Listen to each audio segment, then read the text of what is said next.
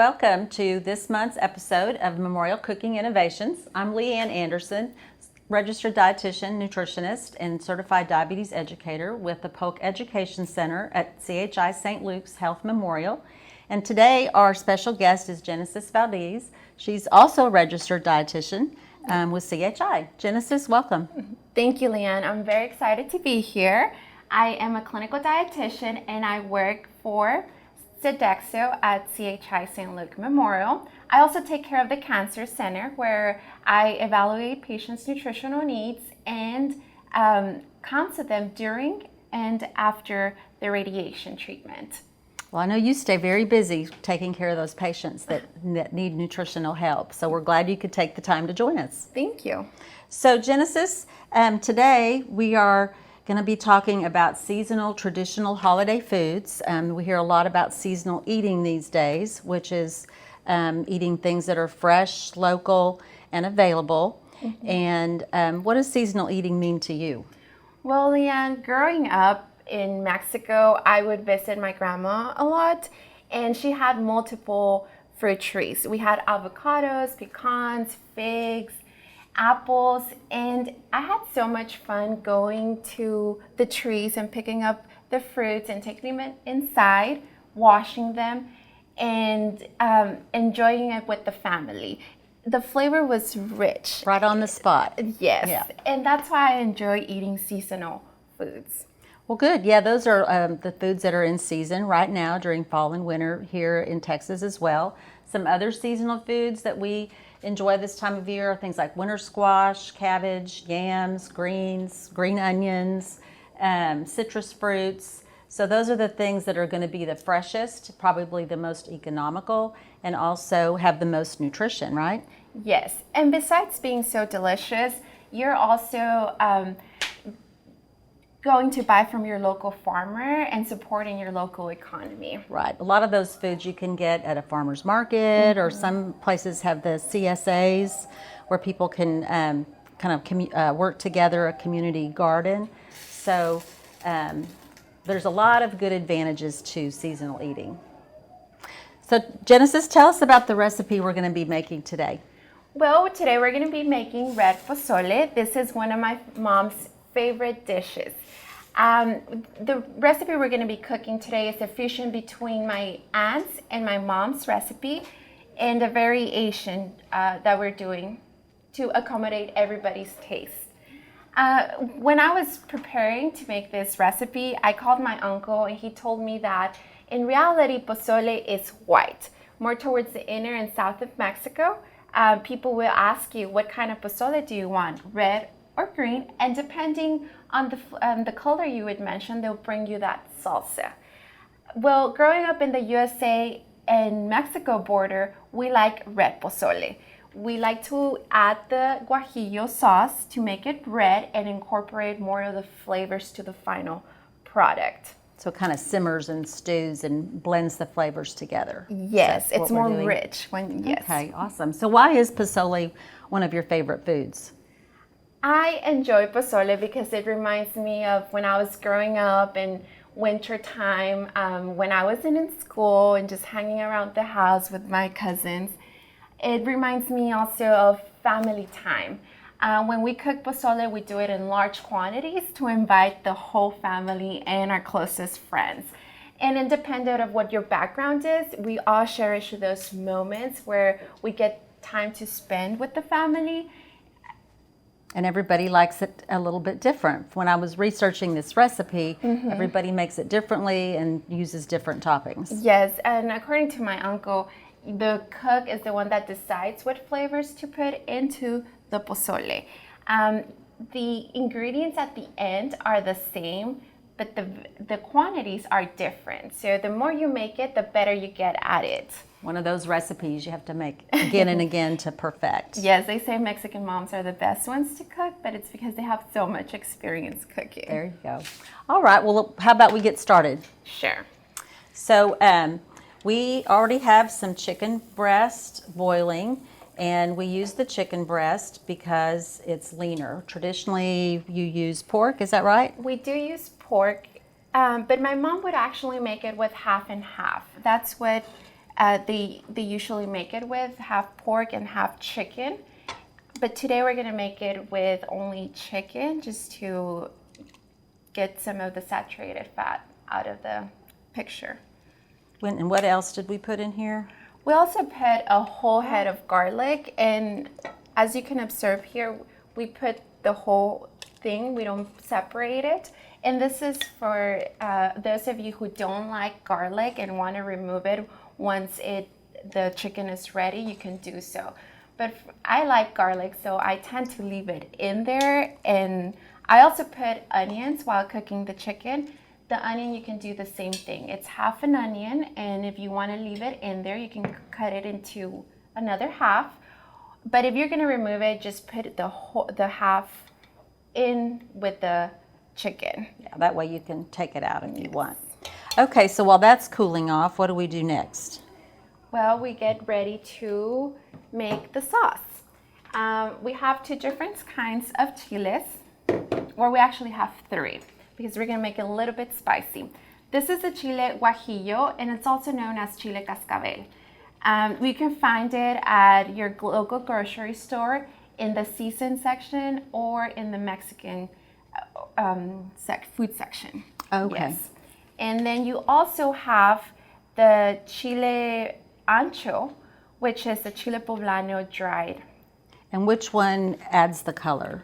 This one's the one that adds the color. I feel like this one's mostly for color, and the Guajillo is for the For taste. the spice. Okay. Yes. You're gonna add 5 of these Chile Guajillo.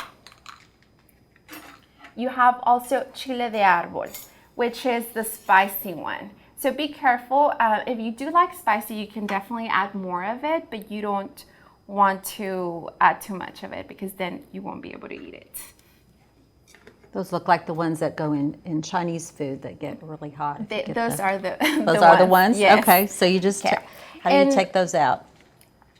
Once you have them ready, you can take the stems out. You just have to pull.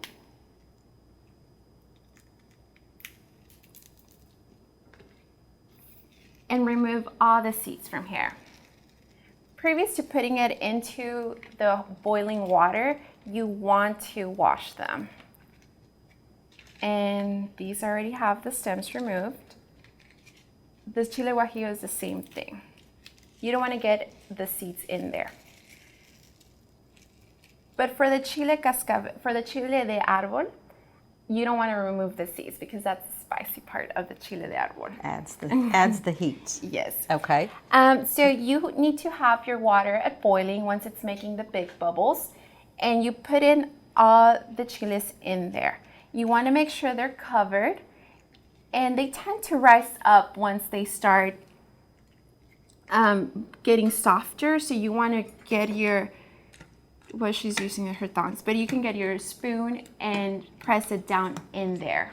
So then you want to cover it for 20 minutes and let it get softer. And we'll show you the final product. And we remove it from the heat? No, you can leave leave it it on? in the heat. Okay. Yes. You leave it there for 20 minutes and while boiling. Okay. Okay, so next we're going to cut up the chicken and return it to the broth, right? Yes. We're gonna cut it into big biting sizes. Okay. You can also shred it, depends what you like the best. Well, it'll kind of break down too as the soup simmers later on, right? Yes, it will break down. So Genesis, if I remember correctly, you told me this is one of the first foods that you learned to cook. Is that right? That is correct, Leanne.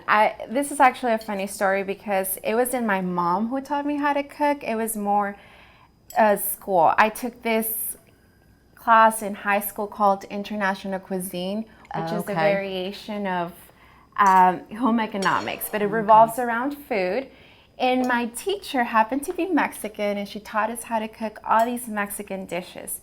The one that stuck to me the most was pozole, because it was green pozole. And I wasn't used to eating green pozole. The red. Only the red, yes. Yeah. So I went home and I told my mom, like, Mom, I cooked green pozole and it was delicious. We should definitely try it at home. And I think that's when she decided that it was time to show me how to cook the red pozole, how we do it at home, and for me to get the seasoning then. So she wasn't interested in the green pozole. No, she was definitely not interested in the green pozole. In the Mexican-USA border, we're used to the red pozole, but if you talk to a Mexican that's from inner Mexico, they'll probably like green pozole better. Oh, okay. Either way, it's good. I just don't remember how to do the green pozole. It's been so long since I cooked it. So, okay, so we get can that put cut this up. back. Okay, and we're going to return the garlic as well? Yes. I'm going to return the garlic, but I'm going to cut up the stem before we return the garlic. Okay. You guys, you could also peel those garlic cloves and put them in whole before if you knew you were going to keep them in there. Yes. Okay. And we do this for the kids because I know the kids don't like the garlic. We actually we take off the garlic, but it tastes so good. So That would be I'm really just gonna put it back in there. Okay. And while Leanne is doing this, if you go to the grocery store, this is what the packaging looks like for the chiles. And make sure you get the correct ones because they tend to look similar.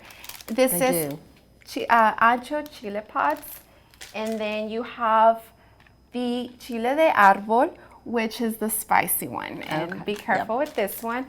And then you have the chile cascabel, guajillo. Okay?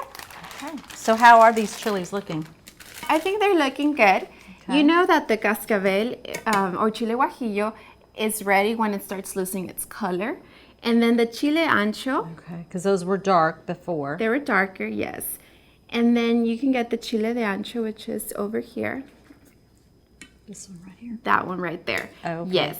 That one, it used to be wrinkled like a big prune almost. Like a big prune, yes. And now it's not wrinkled anymore. And the water turned red, so we're gonna add the water when blending the chilies. Okay. Let's go ahead and do this.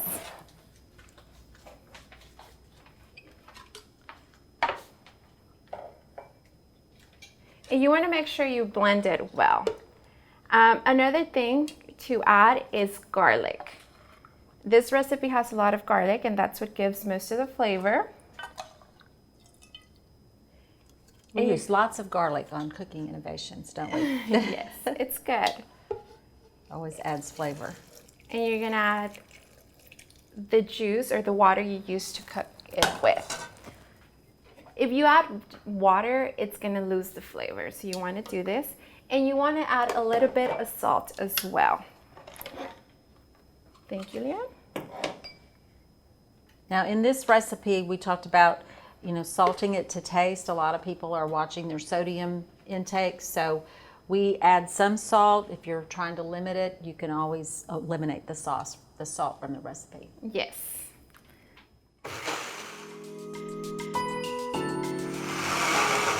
I blended it at the highest power, and you want to make sure it's completely blended before you put it into the chicken. Make sure there's not any chili, whole chili left. It looks blended. Ready to go? So we're gonna add it. It's a great color. Yes. There we go.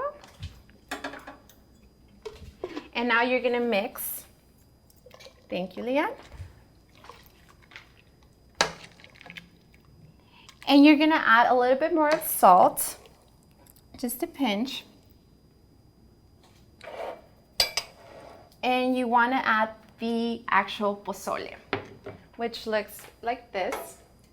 If you go to the grocery store, you'll find it where all the canned products are. And you're gonna need 2 of these cans. They're 15 ounces. We already opened and rinsed the pozole, and it's ready to be put to stew. Okay, and this ingredient does have some sodium, so that's why a lot of times you can cut back on the added salt. We did drain and rinse it, so that does get rid of some of the sodium, but not all of it.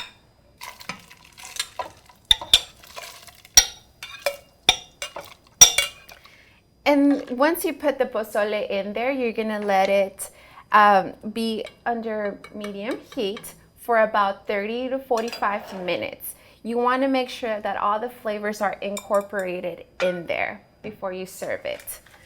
You wanna put the lid on because if not, the flavors will leave. There we go. Let it simmer. Awesome. That looks great.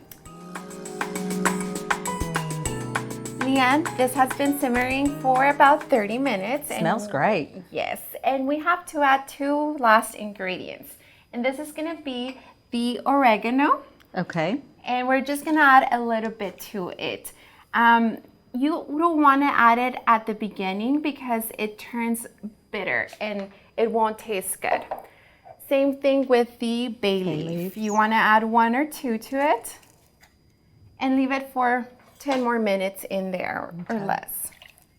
And then do you usually remove the bay leaf once it's done or leave it in there? I leave it in there. Okay. Yes. Because once you, if you have leftovers, you could put it in the refrigerator and it'll get more of the flavor. Okay. And it won't be bitter because you won't be making Right. it Okay. or boiling Great. it. All right. Yes. So what do we have over here? We have the toppings. Everybody likes to put different things. My favorite thing to put on top of it is the cabbage. Shredded cabbage, but some people use the iceberg lettuce. There is also radishes right here. And there's this salsa that I made from the chile de árbol that y'all saw earlier.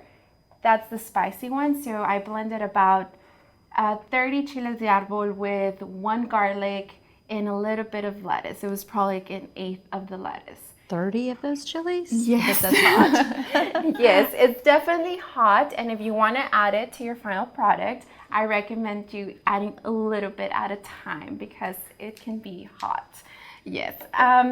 Another thing we have here is cheese. Leanne requested cheese. Cheese is good on everything. Yes. And then we eat it with corn tortillas, warm corn tortillas.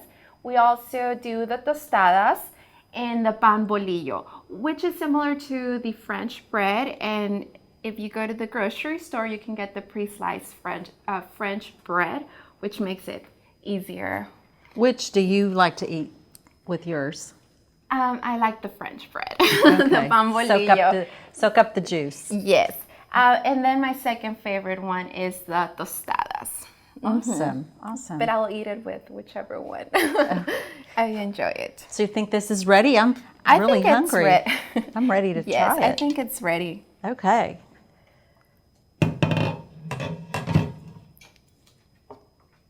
And make sure you put a little bit of chicken and pozole. You want to make sure you get both. Whoops.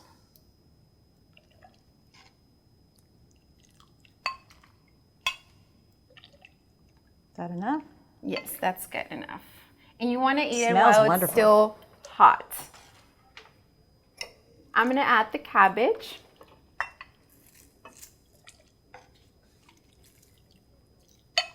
And the cabbage is going to become softer because it of the sits heat. in there? Yes. And then the radishes. And I like the spiciness, so I'll add more of the chile de árbol. Awesome. And I'll let you prepare yours, Leanne. Okay, I'm going to do some cabbage too. And some radishes. And I'm not going to use quite as much spice as you use, since this is my first time to use that. And I like cheese. This is a Mexican cheese blend. Yes. And I think we're ready to serve.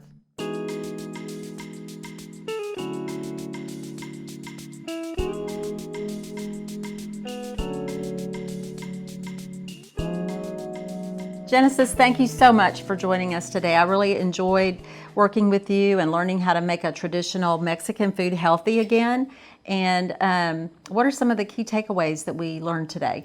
Well, we had a Mexican dish and we turned it healthier because we decided to use the low sodium broth. Also, we removed all the skin from the chicken. We didn't use pork. We also are using seasonal toppings, and we rinsed the pozole. Yes. So we made it healthier, and I'm extremely hungry now, and I just want to eat. Okay, well, thank you, viewers, for joining us today for another month of Memorial Cooking Innovations. We hope you join us again next time as we continue to try to change the world one bite at a time.